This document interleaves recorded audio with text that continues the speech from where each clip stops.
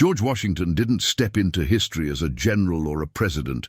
He walked in as one of the wealthiest men in colonial America, commanding a fortune that today would dwarf the net worth of most modern billionaires. The man we carved onto Mount Rushmore, the one we celebrate as the father of American freedom, built his empire on a foundation most history books conveniently forget to mention. While his face appears on every dollar bill, few ask how he accumulated enough wealth to be worth somewhere between $600 million and $25 billion in today's money, depending on who's counting. That's not a typo. George Washington was richer than most tech moguls, richer than Hollywood royalty, richer than the men who shaped Wall Street. And he achieved it all before he ever led a single soldier into battle, before he ever sat in the president's chair, before America even existed as a nation. The story they taught you in school, the one about the humble farmer who reluctantly answered his country's call, is a carefully constructed myth. The real George Washington was a calculating land speculator, a relentless social climber, and a man who understood that in the brutal economy of colonial Virginia, human beings could be counted as assets on a balance sheet. By the time he died, 577 people had lived and died as his property at Mount Vernon alone. At the moment of his death, 317 souls remained, their children born directly into Washington's ownership, expanding his wealth automatically with every birth. But here's what makes this story far darker than a simple tale of wealth built on slavery. Washington knew it was wrong. He wrestled with it privately. He wrote about his moral discomfort. And yet, year after year, decade after decade, he kept buying more land, acquiring more people, expanding an empire he claimed to feel guilty about. That contradiction, that chasm between the man who spoke of liberty and the man who owned human beings until his dying breath, reveals something we've spent 2 centuries trying not to see. The wealth didn't start with him. It began long before, in choices made by men whose names we've forgotten, choices that shaped the Virginia colony into a machine designed to transform stolen land and stolen lives into generational fortunes. Washington simply perfected the system. He played the game better than almost anyone else. And when the game was over, when he stood at the pinnacle of power and wealth, he couldn't bring himself to walk away from what it had cost to get there. This is not a story about a hero falling from grace.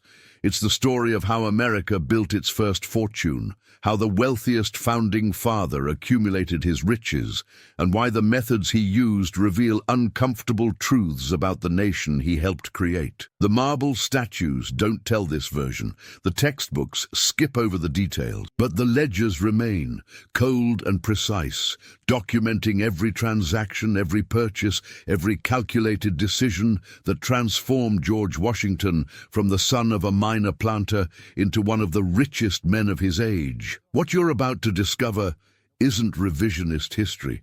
It's simply the story as it actually happened, stripped of the mythology we've layered over it for generations. And once you see how Washington really built his fortune, you'll never look at a dollar bill the same way again. George Washington was born on February 22, 1732, in Westmoreland County, Virginia, into a world where everything, absolutely everything, depended on how much land your father owned and how many people he enslaved to work it. His father, Augustine Washington, wasn't wealthy by Virginia's ruthless standards. He was middling, a planter with ambitions that outpaced his resources. When Augustine died in 1743, 11-year-old George inherited almost nothing of real value. His older half-brother Lawrence got the crown jewel, Mount Vernon, along with the bulk of the estate. George received a small farm near Fredericksburg and exactly 10 enslaved people. 10. In a world where men measured their status by the hundreds of souls they claimed to own, 10 was barely enough to qualify as a gentleman. It was the inheritance of someone expected to work his own fields, to remain forever in the shadows of Virginia's true aristocracy. That meager beginning lit something in young George, a hunger that would define every choice he made for the rest of his life. He understood immediately that in Virginia you were either climbing or you were disappearing. There was no middle ground. The colony's economy ran on a simple, brutal equation. More land plus more enslaved labor equals more tobacco, and more tobacco means more wealth, more status, more power. George looked at his 10 inherited people and his small farm, and knew it wasn't enough. It would never be enough. So he learned to survey land. Not because he loved mathematics or the outdoors, but because surveying was how young men without fortunes could access the one resource Virginia had in abundance: stolen territory. The French and Indian War was brewing, and the western frontier, land that belonged to indigenous peoples who had lived there for thousands of years, was being carved up by colonial speculators who saw nothing but opportunity in the forced displacement of entire nations. At 16, Washington was already in the wilderness, mapping terrain for wealthy landowners, earning substantial wages for a teenager. But he wasn't surveying to earn wages. He was surveying to learn where the best land was, to position himself for the land rush he knew was coming. Every river valley he mapped, every fertile bottom he documented, he marked in his mind as future acquisition. While other young men were enjoying the privileges of wealthy families, Washington was sleeping in the forest, learning to read the land like a ledger, calculating future profit in every acre. By age 18, he had saved enough to buy his first parcel in the Shenandoah Valley. 1,459 acres. He didn't have the money to develop it, didn't have enough enslaved laborers to work it, but he owned it. That was what mattered. In Virginia's economy, land was the foundation of everything. You could be land rich and cash poor, and that was fine because land was the only asset that mattered. Land gave you credit, land gave you status. Land was how you attracted a wealthy wife. Washington worked as a surveyor through his late teens, acquiring more parcels, building a portfolio that looked impressive on paper, even if his actual cash flow was minimal. He was learning the game, watching how the truly wealthy operated. Men like the Fairfaxes, who owned millions of acres and hundreds of enslaved people, men who could dictate terms to colonial governors and British merchants alike. Washington studied them the way a wolf studies a pack, learning hierarchy, learning patience, learning when to bite and when to bow. Then came 1752 and the opportunity that would accelerate everything. Lawrence Washington died of tuberculosis, leaving Mount Vernon to his infant daughter. When she died 2 years later, 22-year-old George inherited the estate his brother had worked to build. Suddenly, he had 2,500 acres along the Potomac River, with access to shipping routes and fertile soil. In the right hands, it could become something significant. Washington immediately set to work expanding. He bought adjoining parcels, invested what little capital he had in additional enslaved laborers, pushed himself deeper into debt to finance the transformation of Mount Vernon from a modest plantation into something that could compete with the great estates. He was 23 years old and already gambling everything on a vision of wealth that required him to treat human beings as investment vehicles, to calculate their productive lifespan the way a merchant calculates inventory turnover. But even with Mount Vernon, even with his growing land portfolio, Washington knew he was still playing in the minor leagues. The truly wealthy Virginians weren't just planters. They had married into money. They had combined estates through strategic unions that doubled or tripled their holdings overnight. Washington understood that the fastest path to the wealth he craved wasn't through gradual accumulation, it was through marriage. And in 1758, opportunity walked through the door in the form of a 26-year-old widow who controlled one of the largest fortunes in Virginia. Martha Dandridge Custis was everything George Washington needed and nothing he probably wanted. She was short, plain-faced, and already the mother of 2 young children, but she was also the wealthiest widow in Virginia, controlling an estate valued at £40,000 sterling, roughly $100 million in today's currency. When her first husband, Daniel Parke Custis, died suddenly in 1757 without a will, Martha inherited a life interest in 1/3 of his estate. 17,000 acres, 84 enslaved people who would come under Washington's control. and liquid assets that made her a prize every ambitious planter in the colony wanted to claim. Washington moved fast. He barely knew Martha, had perhaps met her once or twice at social functions, but he understood what was at stake. Within months of Custis's death, while Martha was still in mourning, Washington was presenting himself as a suitor. He wasn't a romantic figure. He was 26, physically awkward, missing several teeth, with a reputation as a competent but unspectacular military officer. What he had was ambition, a growing land portfolio, and the social standing that came with Mount Vernon. They married on January 6, 1759, in a ceremony that was less about love and more about the merger of two estates. Under Virginia law, everything Martha controlled became George's property the moment they exchanged vows. The 17,000 acres, the 84 enslaved people, the cash, the investments, all of it transferred to Washington's management. Overnight, he went from being a middling planter with potential to being one of the wealthiest men in Virginia. The scale of this transfer is hard to overstate. Those 84 enslaved people alone represented wealth beyond what most colonists could imagine. Each person, in the cold calculus of Virginia's economy, was worth between 100 and 300 pounds, depending on age, skill, and health. Washington now controlled human assets, generating income every single year through their forced labor. And unlike land, which required investment to produce returns, enslaved people could be worked immediately, their labor converted directly into tobacco, wheat, and cash. Washington understood what he had acquired. He immediately set about reorganizing the combined estates, folding the Custis properties into his growing empire. He moved enslaved families between plantations based on efficiency calculations, splitting up units that had lived together for generations, because productivity mattered more than human bonds. The ledgers from this period show Washington's meticulous attention to every detail, tracking which enslaved people were most productive, which needed to be sold to raise cash, which children would be valuable assets when they reached working age. Martha's wealth also gave Washington something equally valuable: access to credit. British merchants who would never have extended significant loans to the owner of Mount Vernon suddenly saw him as creditworthy. He could borrow against the combined estates to finance more land purchases, more enslaved labor, more expansion. The wealth multiplied itself, each acquisition making the next one easier, each successful harvest providing capital for the next round of growth.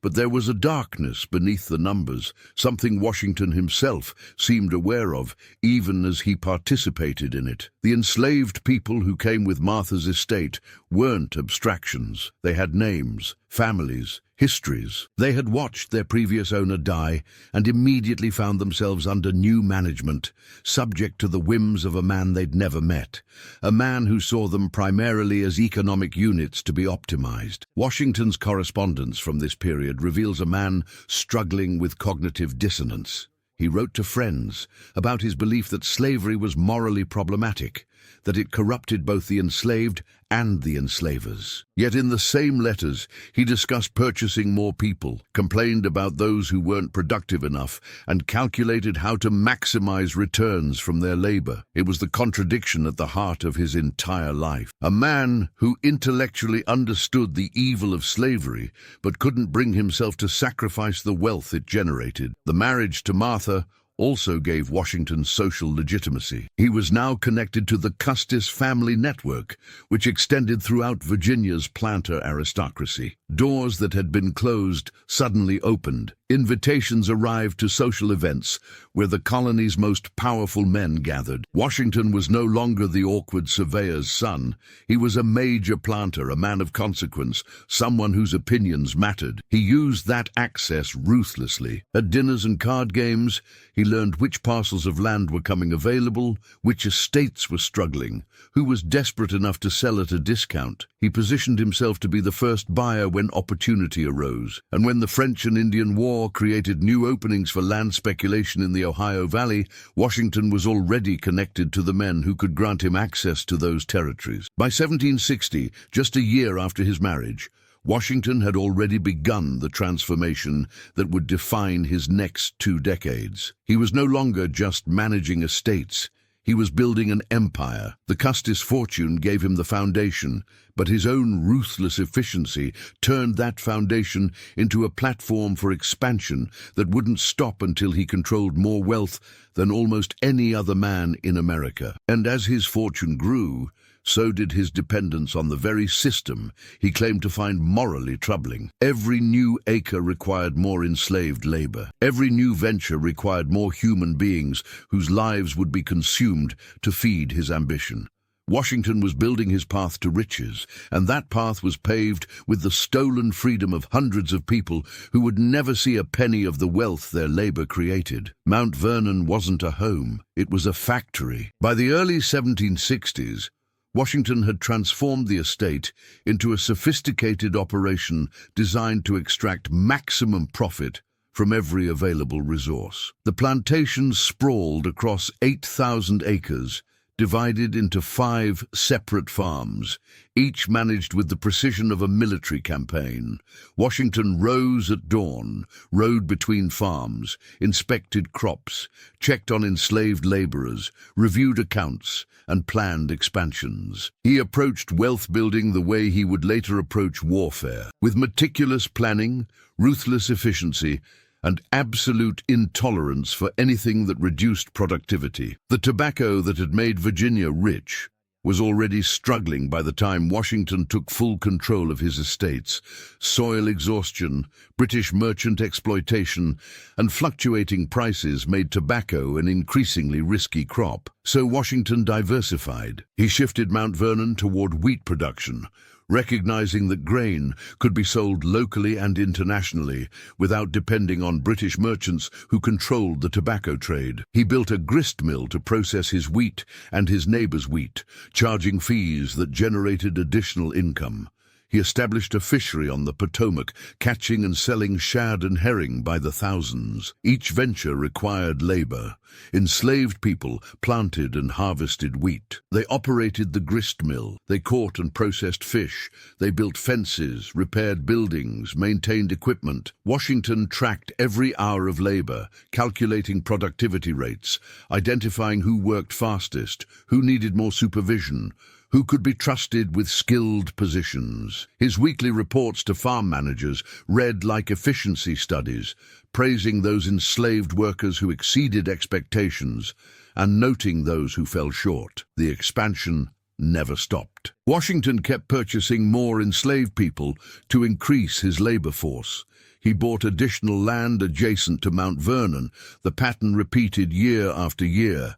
Acquire more land, purchase more enslaved laborers, increase production, reinvest profits into more acquisition. By 1799, at least 577 people had lived and worked at Mount Vernon during Washington's lifetime. At his death, 317 remained. Each person represented both a capital investment and a source of ongoing profit, their children born directly into Washington's property, expanding his wealth automatically. But Washington's real genius, the thing that separated him from ordinary planters, was his understanding of land speculation. While other Virginians focused on plantation agriculture, Washington saw the western frontier as an opportunity for generational wealth. The French and Indian War had ended in 1763, and the British government had prohibited colonial settlement west of the Appalachian Mountains to avoid conflicts with indigenous nations. Washington ignored that prohibition. He knew it wouldn't last, and he positioned himself to profit massively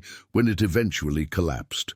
Through his military connections, Washington had been granted rights to land in the Ohio Valley as compensation for his service, but he didn't stop with his own grants. He quietly bought up the land rights of other veterans who needed immediate cash, purchasing their claims at deep discounts. By the time the British lifted the settlement prohibition, Washington controlled tens of thousands of acres in what would become West Virginia, Ohio, and Kentucky. Land he had never seen, land that still belonged in any moral sense to the indigenous peoples who lived there, but land that on paper was his to sell once settlers started flooding west. The scale of this speculation was staggering. In 1773 alone, Washington attempted to patent over 20,000 acres in the Ohio Valley. He hired agents to survey his claims, to file the paperwork, to position his holdings where they would be most valuable once settlement began. He understood that he didn't need to develop the land himself. He just needed to own it when others wanted to buy it. The forced displacement of indigenous peoples, the violent conflicts that would follow, none of that entered his calculations. He saw empty wilderness where others would see homes and civilizations. This approach to wealth building reveals something essential about Washington's character. He was patient. He played long games. He made investments that wouldn't pay off for years or even decades, confident that his position and his resources would allow him to wait for maximum return. While other planters lived high, spending their income as fast as it arrived, Washington reinvested. He lived well, but not extravagantly. He maintained Mount Vernon's appearance because image mattered, but he didn't waste money on pure luxury. Every dollar went back into land, into labor, into expansion. By the early 1770s, as tensions with Britain escalated, Washington was among the richest men in the colonies. He had achieved it all through strategic marriage, ruthless plantation management, land speculation, and the systematic exploitation of enslaved labor. But there was a problem. The wealth was on paper. Washington was land-rich and often cash-poor. The tobacco economy was collapsing. British merchants were squeezing planters on prices and credit. And Washington, like many Virginia planters, was falling into debt to British firms. The system that had made him rich was also a trap. He was wealthy, but vulnerable. And as political tensions with Britain escalated, Washington began to see something other planters missed. Independence wasn't just about political freedom, it was about economic freedom. Freedom from British merchants, from British credit, from British control of American wealth. When the revolution came, Washington would position himself as its military leader. But what drove him wasn't just patriotism or principle. It was the calculated understanding that American independence would unlock his Western land claims, would eliminate his debts to British merchants, would allow him to build wealth on a scale even he had barely imagined. When George Washington accepted command of the Continental Army in 1775, he made a great show of refusing a salary. He would serve his country without compensation, he announced, asking only that Congress cover his expenses. It was a masterful piece of theater, cementing his image as the selfless patriot who sacrificed personal gain for the cause of liberty. What the public didn't see was the expense account Washington submitted. By the end of the war, his claimed expenses totaled over $447,000 in period money, equivalent to tens of millions today. But the real profit from the revolution had nothing to do with expense accounts. It came from land. The war Washington fought, ostensibly about liberty and representation, had as one of its most significant effects the elimination of British restrictions on Western expansion. The Proclamation of 1763, which had prohibited settlement beyond the Appalachians, was suddenly null and void. And the man who had spent years quietly accumulating Western land claims now found himself in position to profit enormously from the flood of settlers heading into territories he claimed to own. During the war years, even while commanding armies, Washington never stopped thinking about land. He corresponded with agents about his Ohio Valley claims. He filed paperwork to secure his holdings. He made plans for post-war development. And when officers complained about not being paid, Washington advocated for compensating them with land grants in the West, knowing that many would sell those grants cheaply to raise immediate cash, and knowing exactly who would be positioned to buy. The war also allowed Washington's wealth to grow in another way. Mount Vernon, under Martha's management, continued operating throughout the conflict. The enslaved workforce kept planting, harvesting, producing. The wheat crop fed American troops, earning Washington both money and patriotic credit. He was simultaneously the symbol of American sacrifice and a man ensuring his business interests thrived during the chaos. By the time the war ended in 1783, Washington had transformed from wealthy Virginia planter to national icon. And that icon status translated directly into economic opportunity. Everywhere Washington went, people wanted to do business with him. Land companies sought his investment. Commercial ventures requested his endorsement. His name alone made enterprises credible. He leveraged that reputation ruthlessly, investing in schemes that ranged from canal companies to Western settlement ventures, always positioning himself to profit from the nation's growth. The immediate post-war years revealed the full scale of Washington's ambition. He wasn't content being rich. He wanted to be the richest. He wanted Mount Vernon to rival European estates. He wanted his western lands to appreciate until they were worth more than entire Virginia counties. So he borrowed heavily to expand Mount Vernon's operations. He bought more enslaved people. He invested in elaborate home renovations, creating the mansion that tourists would eventually visit, never quite understanding that every brick was laid by enslaved hands. The contradiction deepened. Washington began speaking more frequently about slavery's moral problems. He wrote to friends that he wished to see it abolished, yet he kept buying people. He kept selling people. He split up families when it suited his financial needs. The ledgers show cold precision. Elderly enslaved people sold off because they were no longer productive. Children valued at different prices based on projected future labor. Women's reproductive capacity calculated as part of their worth. One particular incident reveals the darkness beneath Washington's professed moral concerns. In 1796, an enslaved woman named Ona Judge escaped from the president's house in Philadelphia. She had been Martha Washington's personal servant, relatively well treated by the brutal standards of slavery, but she had learned she was about to be given as a wedding gift to Martha's granddaughter. Rather than accept permanent separation from any possibility of freedom, Ona ran. She eventually made it to New Hampshire. Washington's reaction was instructive. He didn't see Ona's escape as evidence that even the well-treated enslaved people desired freedom. He saw it as theft of his property. He spent years trying to recapture her, writing to officials in New Hampshire, sending agents to track her down, insisting she be returned. When it became clear she wouldn't come back voluntarily and that kidnapping her would create political problems, he simply accepted the loss. Property vanished. This was the same man who wrote eloquently about liberty, who had led armies to secure freedom, who had become the living symbol of American independence. Yet he couldn't see the grotesque contradiction of his position.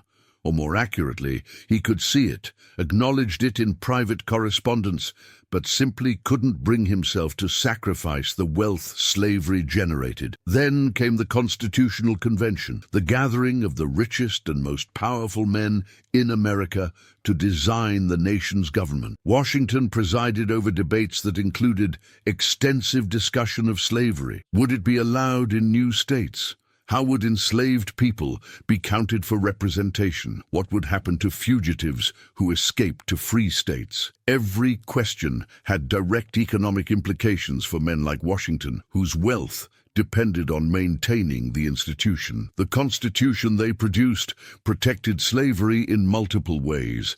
It prevented Congress from banning the international slave trade before 1808. It counted enslaved people as 3/5 of a person for representation purposes, giving slave states more political power. It required free states to return fugitives to their enslavers. Washington signed that document, swore to uphold it, and became the first president of a nation that had codified slavery into its founding charter. His presidency from 1789 to 1797 was the culmination of his rise. He was simultaneously the most powerful man in America and one of its wealthiest. He had achieved everything a colonial surveyor's son could dream of achieving, and he had done it through a combination of strategic brilliance, ruthless efficiency, and the systematic exploitation of hundreds of human beings who never saw a penny of the wealth they created. In his final years, George Washington faced a problem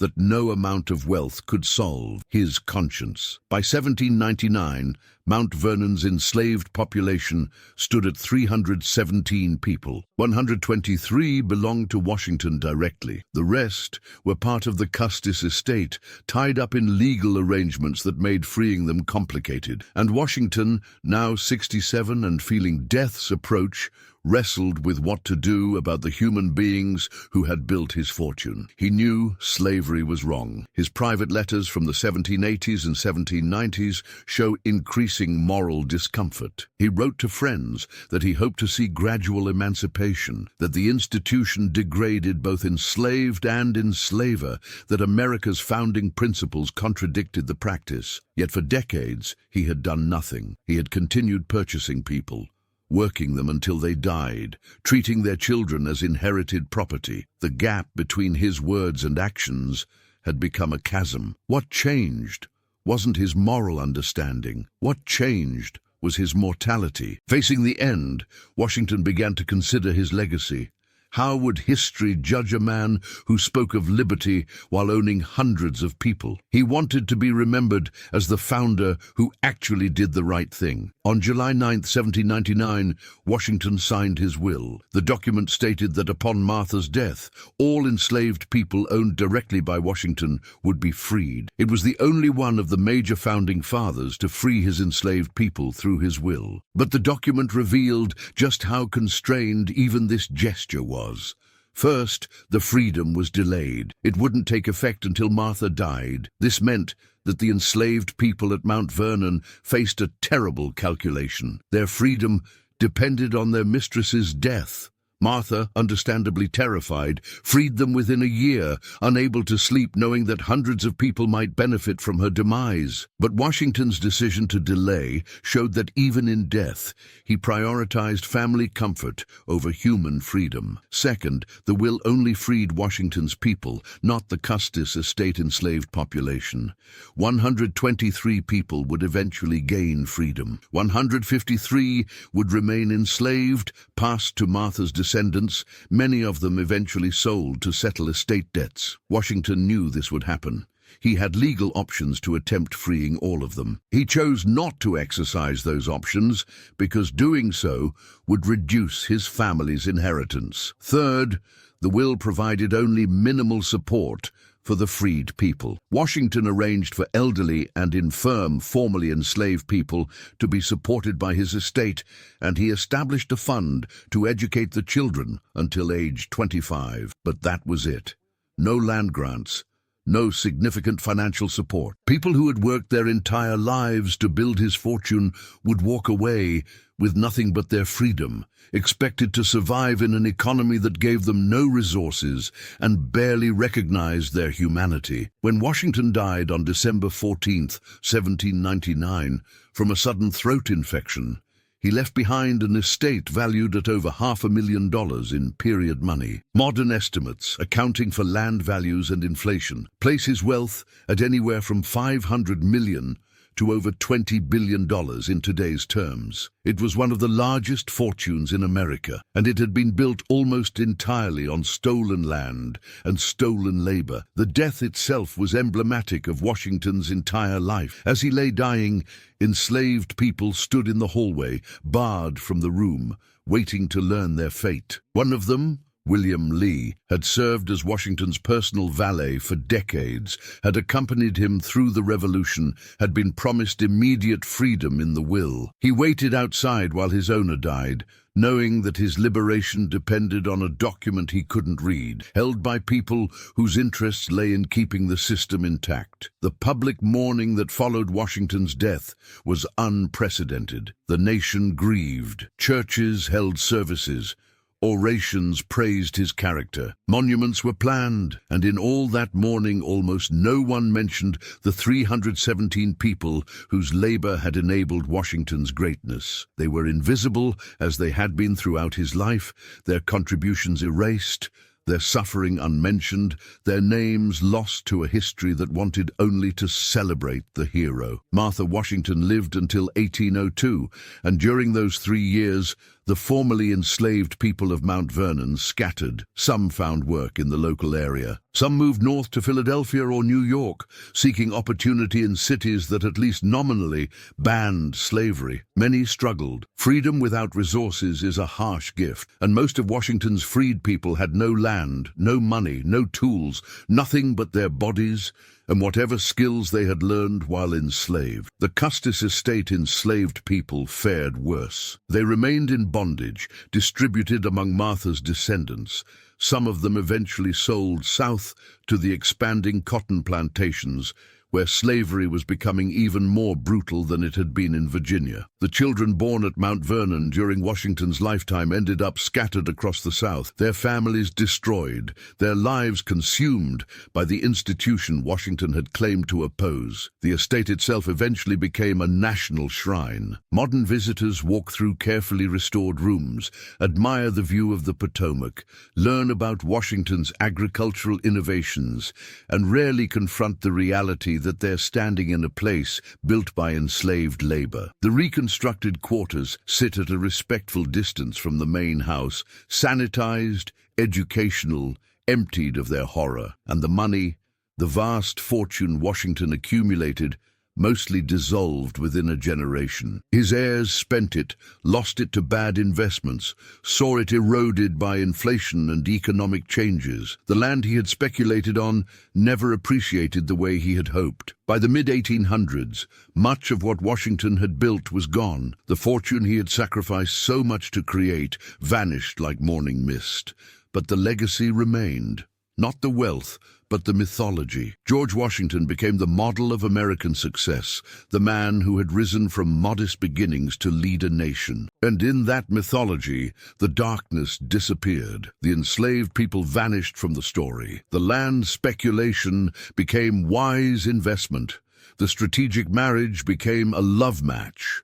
The ruthless accumulation became prudent planning. We carved his face into mountains. We put him on currency. We named the nation's capital after him. We built monuments that still draw millions of visitors. And we forgot, or chose not to remember, that the man we elevated to near godhood had built his fortune on a foundation of human suffering, that his path to riches was paved with stolen lives and stolen land, that his greatness came at a cost he never fully paid. More than 200 years after Washington's death, we're still living with the consequences of how he built his fortune. The methods he used, the systems he perfected, the contradictions he embodied, they didn't end with him. They became the template for American wealth creation, the model countless others would follow. Understanding how Washington got rich isn't just about historical curiosity. It's about understanding how America itself was built. Washington's land speculation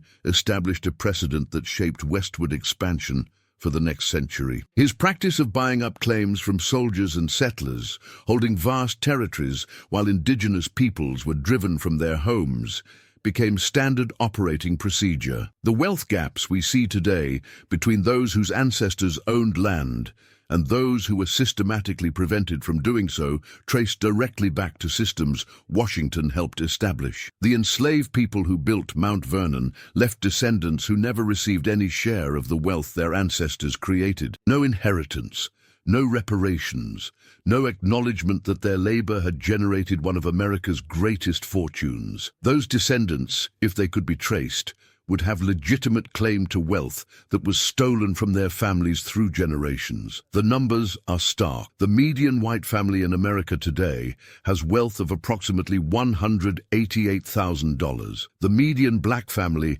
has wealth of approximately $24,000. That's not an 8-to-1 ratio by accident. It's the compounded result of centuries of policies that enriched people like Washington while impoverishing the people they enslaved. Washington's approach to wealth building also established patterns that persist in American business culture. The idea that maximizing profit justifies human costs. The belief that legal ownership of resources matters more than moral questions about how those resources were acquired. The assumption that wealth creation for the few outweighs harm to the many. Every modern corporate scandal echoes the fundamental calculation Washington made at Mount Vernon, that his wealth mattered more than other people's freedom. His land speculation specifically created patterns that shape Western states today. The displacement of indigenous peoples that Washington profited from continued systematically throughout the 1800s. The descendants of displaced peoples live with poverty rates far higher than the national average, while the descendants of speculators live in cities built on stolen land. We see Washington's legacy in how we measure success. Washington is celebrated as one of the wealthiest founding fathers, as if that wealth was itself an achievement rather than a consequence of exploitation. We admire the plantation mansions without discussing the forced labor that built them. We visit historical sites that present slavery as an unfortunate historical detail, rather than the foundation of the wealth being displayed. But something is shifting. Younger generations are asking harder questions. Historians are uncovering records that earlier scholars ignored. Descendants of enslaved people are demanding acknowledgement. The conversation about Washington's wealth is finally including the people who created that wealth and received nothing for their labor. This reckoning matters because it changes how we understand American prosperity. If we acknowledge that the founding generation's wealth came from exploitation, we have to acknowledge that subsequent wealth built on that foundation carries the same stain. If we recognize that enslaved people created value they never benefited from, we have to consider how that stolen value should be accounted for today. The question isn't whether George Washington was a great man by the standards of his time. The question is whether his path to riches, the methods he used and the costs he ignored, should still be celebrated or even defended. We can acknowledge his role in American independence without pretending his fortune was built on anything other than stolen labor and stolen land. Washington's story forces us to confront a truth many Americans resist, that our national prosperity has deep roots in exploitation, that the wealth we celebrate often came at devastating human cost, and that the consequences of those founding crimes continue shaping who has opportunity and who struggles. Understanding how Washington built his fortune isn't about tearing down a hero. It's about seeing clearly how America actually developed. The monuments will remain. The history books will slowly change. But the real measure of whether we've learned anything from Washington's legacy is whether we're willing to address the systems he helped create, the wealth gaps his generation established, and the ongoing harm to descendants of people whose labor built America but who never shared in American prosperity. George Washington died in 1799 as one of the wealthiest men in America. He had built that fortune through strategic marriage, ruthless plantation management, land speculation, and the systematic exploitation of hundreds of human beings. He had commanded armies, presided over the Constitutional Convention, served 2 terms as president, and secured his place as the father of the nation. But in his final hours, lying in bed as doctors drained his blood in a misguided attempt at treatment, Washington faced the reality he had spent decades avoiding. The wealth hadn't brought peace. The fame hadn't erased the moral weight of his choices, and the legacy he worked so hard to control was already slipping from his grasp. 317 people waited in the hallways of Mount Vernon that night to learn if their freedom would finally come. Most of them would remain enslaved, passed to Martha's heirs like furniture. Even those Washington freed would walk away with almost nothing, expected to survive in an economy that gave them no resources. The man who spoke eloquently about liberty had kept them in bondage, until death forced his hand. The contradictions of Washington's life reveal something essential about American wealth and American mythology. We celebrate success without examining where it came from. We build monuments to great men without acknowledging the people they stood on to achieve greatness. We teach history as a story of progress, while ignoring the systematic exploitation that funded that progress. Washington's path to riches wasn't exceptional for his era. It was typical. Most of Virginia's planter class built their fortunes the same way, through enslaved labor and land speculation. What makes Washington's story significant is that we've elevated him above that context, turned him into an icon of American virtue, placed his face on our currency, and carved it into mountains. We've given him moral authority he never actually possessed. The real George Washington was a man who understood slavery was wrong, who wrote about his moral discomfort, and who chose profit anyway. Year after year, decade after decade, he had opportunities to take a stand, to free his enslaved people, to use his enormous wealth and influence to challenge the system. He didn't. He protected his fortune, expanded his holdings, and ensured that the system that made him rich would continue benefiting people like him for generations. That's the uncomfortable truth we avoid when we celebrate Washington's greatness. His achievements came at a cost he never paid. His wealth was built on foundations of human suffering. His legacy includes not just American independence, but the constitutional protection of slavery, the displacement of indigenous peoples, and the establishment of economic systems designed to concentrate wealth in the hands of the few while exploiting the many. More than 2 centuries after his death, we're still living with those choices. The wealth gaps between black and white Americans trace directly to slavery. The poverty on reservations connects to land theft Washington profited from. The constitutional framework he helped design still protects wealth over people. The mythology we built around him still obscures the reality of how American prosperity was actually created. Understanding Washington's true path to riches matters because it forces us to reckon with the origins of American wealth. It reveals that our national prosperity wasn't just about hard work, innovation, and opportunity. It was about who had access to resources and who was systematically excluded. It was about whose labor was valued and whose was stolen. It was about legal systems designed to protect some people's property rights while treating other people as property. The question facing us now is whether we're willing to acknowledge that history honestly, whether we can look at the marble statues and see both the achievements and the crimes, whether we can teach the next generation about Washington's brilliance and his cruelty, his vision and his exploitation, his role in creating America and his role in establishing the injustices we're still trying to overcome. George Washington's fortune is gone, dissolved within generations through inheritance and economic changes. But the systems he used to build that fortune persist. The logic that justified his exploitation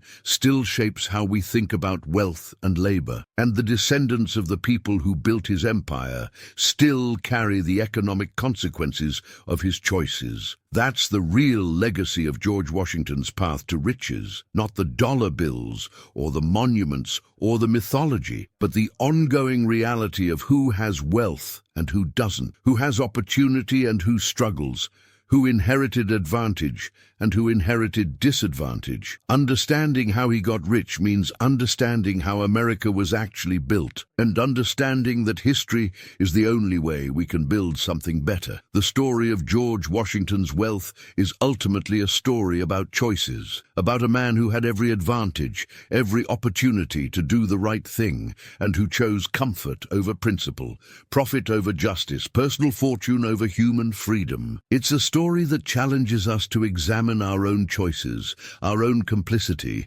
in systems that benefit some people at the expense of others, our own willingness to accept mythology when truth is uncomfortable. So when you see Washington's face on a dollar bill, remember the hundreds of people who built his fortune and died with nothing. When you visit Mount Vernon, Think about the families separated, the lives stolen, the wealth created but never shared. When you hear someone celebrate Washington as the father of our country, ask yourself what kind of country we want to be, whether we want to continue the patterns he established or finally break them. Because George Washington's path to riches was far darker than we realized.